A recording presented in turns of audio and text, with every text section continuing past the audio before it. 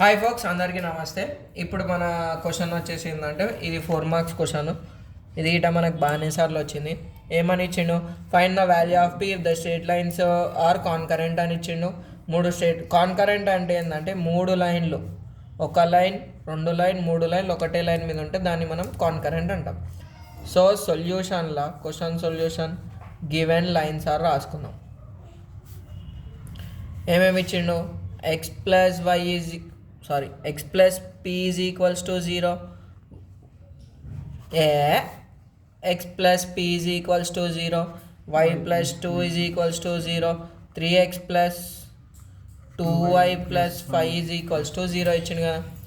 నార్మల్గా అయితే ఇక్కడ మనకి ఈక్వేషన్స్ ఇస్తాడు, అది నెక్స్ట్ ప్రాబ్లంలో చూద్దాం. ఇక్కడ మనకి direct X value Y value వచ్చేసింది కదా. X is equals to minus P, Y is equals to -2. ఇది ఈక్వేషన్ 1 అనుకుంటా. ఇక్కడ మనకు డైరెక్ట్ వచ్చేసింది. సో సబ్స్టిట్యూట్ చేసేద్దాం. Substitute X comma Y in equation 1. Equation 1 రాస్తా ఒకసారి. తర్వాత ఎక్స్ జాగాలో ఏం పెట్టాలి? -p పెట్టాలి. వై జాగాలో ఏం పెట్టాలి? -2 పెట్టాలి. Plus 5 is equals to 0. -3p plus into -4 plus 5 is equals to 0.